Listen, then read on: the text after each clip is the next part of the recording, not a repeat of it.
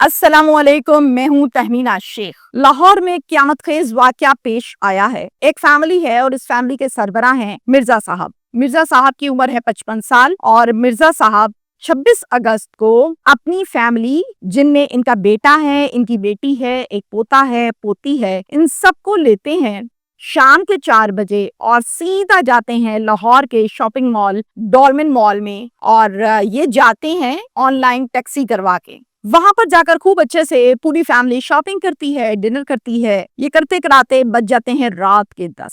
फिर उसके बाद ये अपने घर वापस आते हैं और वापस भी ये ऑनलाइन टैक्सी बुक करवाते हैं और उसी पर वापस आते हैं। मिर्जा साहब का जो घर है वो एक तंग गली में है और जब गली तंग होती है तो वहां गाड़ी का जाना मुश्किल होता है। इसीलिए जैसे ही ये टैक्सी ब्रेक लगाती है, मिर्जा साहब चूंकि अगली सीट पर ड्राइवर के साथ बैठे हुए, वो फौरन से उतरते हैं और अपने बेटे से कहते हैं कि बेटा, सब लोगों को घर लेकर चलो, जितना बिल बना है वो बिल दो, मुझे वॉशरूम जाना है, मैं जल्दी में हूँ तो मैं जा रहा हूँ। तसल्ली से सबको लेकर आओ और सामान याद से सारा निकाल के ले आना। और फिर खुद चले गए। घर गए, दरवाजे को लगा हुआ ताला खोला। अब मिर्जा साहब को इस बात का नहीं पता कि घर के अंदर इनको मौत आवाजें दे रही है। ये इसलिए भाग भाग के घर जा रहे हैं। अंदर बैठा हुआ था हकीकतन एक सिफाक और वो छुप कर बैठा हुआ था इस पूरी फैमिली की ताक में कि कब ये फैमिली आए और कब ये इन सबको कत्ल करे। मिर्जा साहब ताला खोलकर अंदर दाखिल होते हैं, कदम रखते हैं तो ये शख्स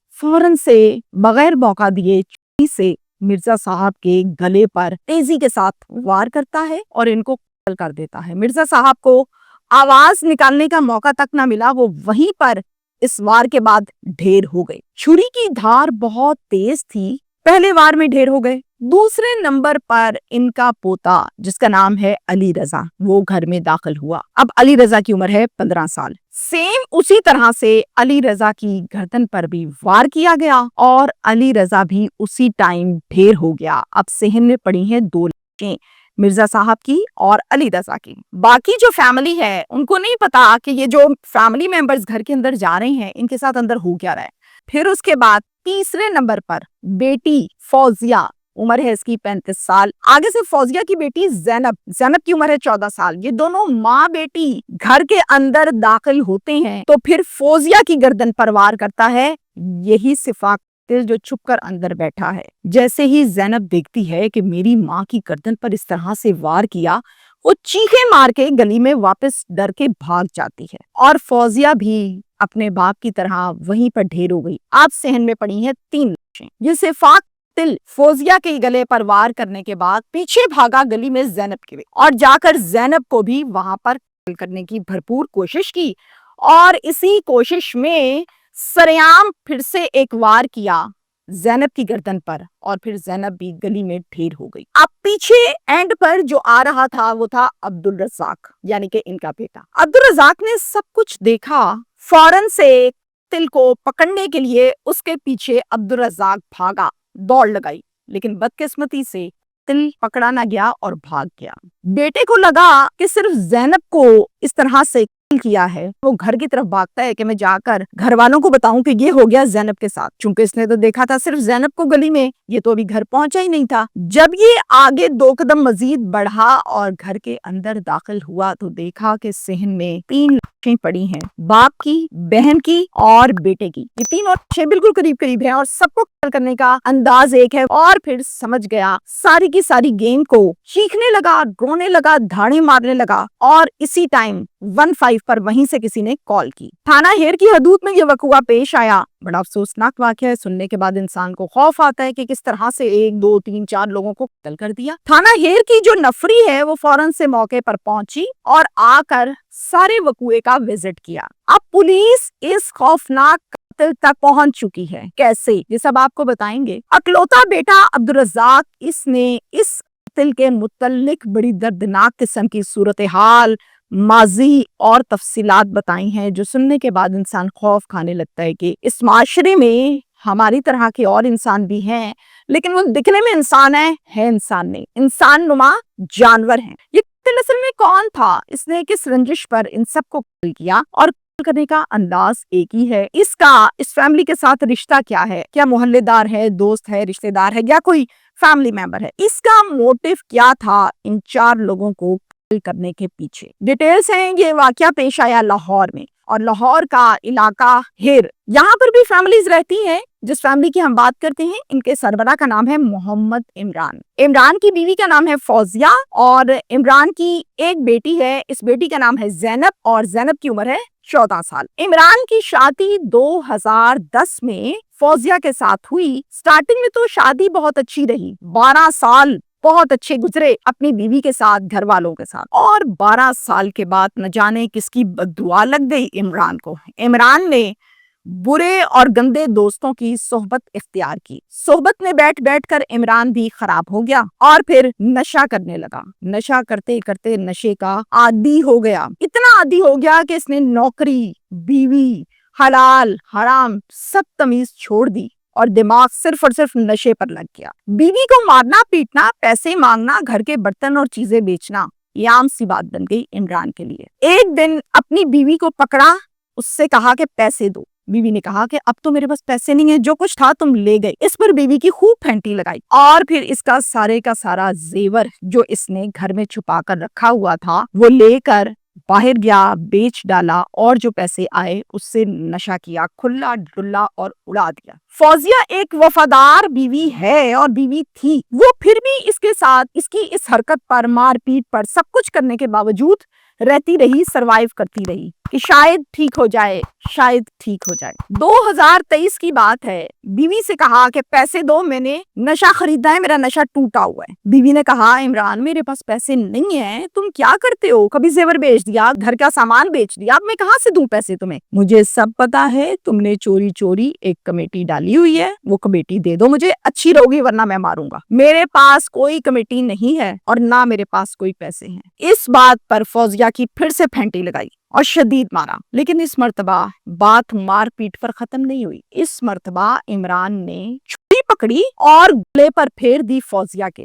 گلے پر پھیرنے کے بعد فوزیہ کو وہیں پھینکا، چھری وہیں پھینکی اور خود بھاگ گیا گھر سے. زینب نے جب دیکھا اپنی ماں کو تو فوراً سے کال کی نانا ابو کو، ماموں کو اور پولیس کو، یعنی کہ 15 پر کال کی. بر وقت رسپونڈ ہوا پولیس کی جانب سے. نانا ابو بھی آ گئے اور ماموں بھی آ گئے. سب نے سب سے پہلے فوزیہ کو ایمبولینس میں ڈالا، ہاسپٹل شفٹ کیا تاکہ اس کی جان بچ جائے. الحمدللہ فوزیہ کی جان بچ گئی. تھانہ ہیر میں 324 اقدام قتل کا پرچہ درج ہوا عمران کے خلاف. پولیس نے اس پرچے پر خوب کام کیا، چھاپے مارے اور عمران کو ہتھکڑی لگائی، تھانے لے آئے. پروسیجر کو کمپلیٹ کرنے کے بعد اس کو چلان کر دیا گیا، یعنی کہ جیل بھجوا دیا گیا. اب عمران جیل کی ہوائیں کھانے لگا. کچھ عرصے میں فوزیہ ہاسپٹل میں ریکور کر گئی اور اس کو ڈسچارج کر دیا گیا کہ اب آپ ٹھیک ہیں، آپ گھر جا سکتی ہیں. اب کی بار فوزیہ اپنے گھر نہیں آئی بلکہ اپنے والد کے گھر گئی اپنی بیٹی کو لے کر، اور وہاں پر رہنے لگی. شوہر عمران جیل میں ہے.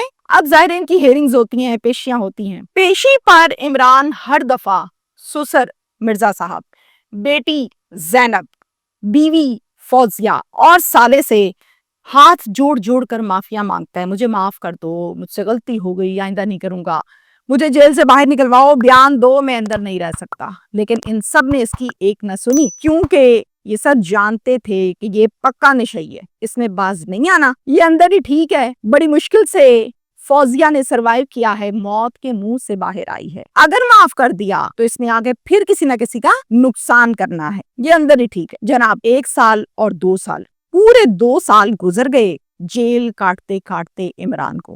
2025 میں عمران کی ضمانت منظور ہوئی اور عمران ضمانت پر باہر آیا. جناب 26 اگست کو سیدھا گیا رات کے 7 بجے اپنے سسرالی گھر میں، جہاں پر مرزا صاحب، زینب اور فوزیہ سب رہ رہے تھے. جب سسرال میں گیا تو دیکھا کہ گھر کے دروازے کو، مین گیٹ کو لاک لگا ہوا ہے، تالا لگا ہوا ہے. یہ تھا بھیتی، اس کو سب پتا تھا کہاں سے کودنا ہے، کیا کرنا ہے، اندر کون سی جگہ چھپنے کی، کون سی نہیں ہے. چونکہ فیملی ممبر تھا، اس گھر کا داماد تھا. اس نے کیا کیا، دائیں دیکھا بائیں دیکھا کہ کوئی نہیں مجھے دیکھ رہا. جمپ لگائی، گھر کے اندر کود گیا اور جا کر چھری لے کر چھپ کر بیٹھ گیا، جہاں سے کوئی باہر سے جب آئے اس دروازے کے اندر تو اس کو یہ ڈائریکٹلی نظر نہ آئے. تاک لگا کے بیٹھ گیا. پوری فیملی ڈولمن مال گئی ہوئی ہے مرزا صاحب کے ساتھ شاپنگ کرنے اور ڈنر کرنے. یہ تمام ڈیٹیلز میں آپ کو اسی ویلاگ کے آغاز میں بتا چکی.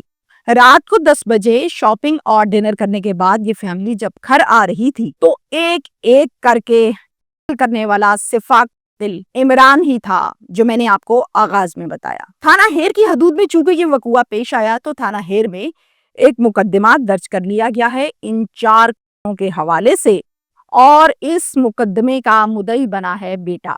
बेटा ये रंजिश बताता है कि 2 साल जो ये इक़दाम कत्ल के पर्चे में जेल काट कर आया है, हमसे माफिया मांगता रहा, हमने माफ नहीं किया क्योंकि हमें पता है ये बिगड़ा हुआ नशई है, इसने बाज नहीं आना। इसको हमसे यही मसला था कि इन लोगों ने मुझे माफ क्यों नहीं किया और मुझे बाहर क्यों नहीं निकाला। ये बात ये अपने दिल में बिठाकर बैठ ही गया और इसी रंजिश की बिना पर इसने सबको एक एक करके के वार से कर दिया। इमरान फिलहाल अब तक तो फरार है, ऐसी कोई खबर अभी तक मुझ तक तो नहीं आई कि इमरान को पकड़ लिया है, लेकिन ये कहा जा रहा है कि इमरान के बहुत करीब पुलिस पहुंच चुकी है, अपने सोर्सेस का इस्तेमाल कर रही है, रेड्स मार रही है। उम्मीद है बहुत जल्द इन 4 कत्लों के कातिल इमरान को पुलिस पकड़ लेगी। खबर ये भी है कि इमरान ने आइस का नशा खूब दबाकर किया हुआ था और फिर उसके बाद इसने 4 लोगों को छुरी के वार से किया। यहाँ तक है हमारा ये केस जो मैंने आपको डिटेल्स बताई। मेरी पर्सनल ओपिनियन इस पर ये है, मैं बिल्कुल भी ये नहीं कह रही कि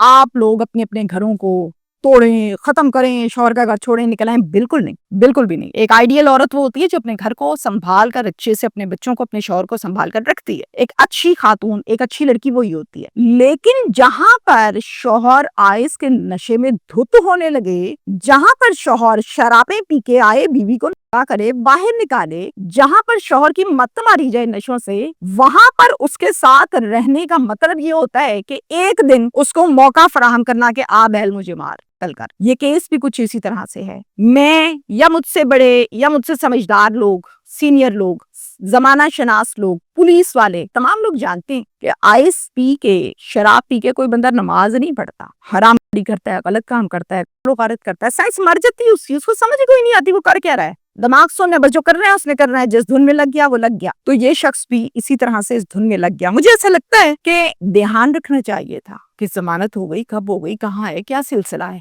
चूंकि इमरान एक भेती था, दामाद था, घर में आना जाना था, तो उसको सब पता था कौन कब कहाँ कैसे जाता है, कौन कितने जोगा है। तो फिर उसने वार किया और मुझे बहुत अफसोस के साथ ये कहना पड़ रहा है कि 4 लोग इस नशई के हाथों अपनी जिंदगी की बाजी हार गए एक छोटी सी गलती पर। शुक्रिया।